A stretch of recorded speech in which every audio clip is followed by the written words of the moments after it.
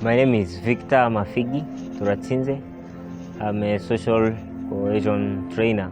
Actually been in Arua last year, where I was trained in social cohesion through ILO prospect, and then I felt that this is a very big need that we have in our community in Nakivale refugee settlement. So I took it serious to gather refugees and host community leaders to empower and by promoting social cohesion through TVET for peaceful coexistence.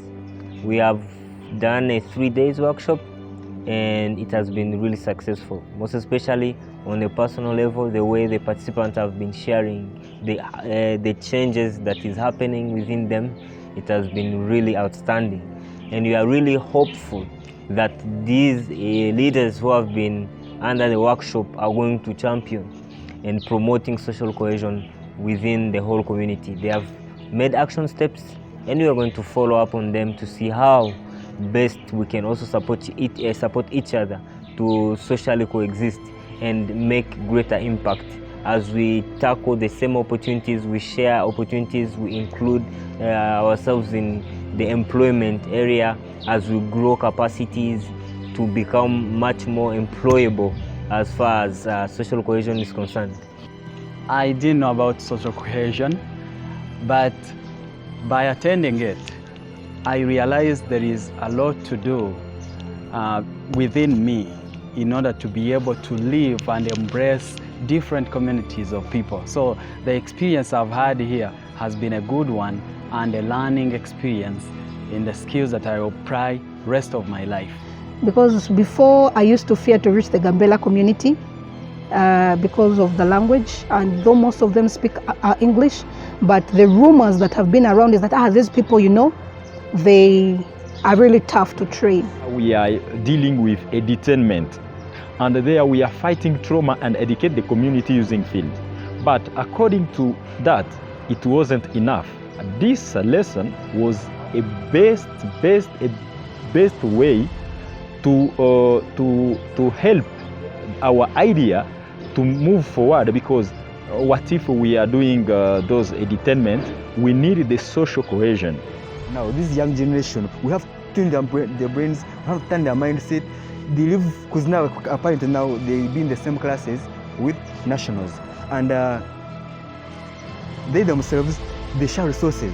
It's more better when you find a group to even call those that are in different community, to mix them up together so that they can also hear from different cultures, so they can also understand the value than discriminate others by how they see them, what they hear in their ears of maybe the background or the communities where they come from, which is maybe not right. Today is where I came to learn again from OPM that we have 11 nationalities living out the Ugandans. So this is massive. Many people living together. So we need to maximize the opportunities. We need to learn how to live together, practice, and then see how we can make a better community together. We can't fight trauma in the community. You don't know even their problem, you don't approach them. But due to this lesson, we are sure we shall start now going through the remote community and try to discuss with them. So it has been a blessing really to be supported by ILO to make this happen, and we can't wait to make greater impacts with ILO through Prospect to reach more other people, because actually Nakivale has other challenges as far as social cohesion is concerned. And then this can happen through different opportunities like trainings, through skilling as we develop capacities. Because when we are working, when we are doing work, it is more of competency. So we no longer see the differences, but we see the contribution. So that's why here at Unleashed, we are really committed to keep on including more people to see how we can create greater impact together. And we're going to create, actually through the U League, the Unleashed League, we want to bring together the host community, all the refugees, to see how we can create a network, a consortium that can be doing greater job together as far as opportunities and employment are concerned. There are two major lessons I learned from this training. Number one is about conflict, how to resolve it, how to manage it, and how to handle it. And I realized that conflict is something that is there and it is a normal thing. But the way I handle it could be negative or positive. Now, I learned that any conflict can be resolved with no violence at all. The second lesson I learned is about power.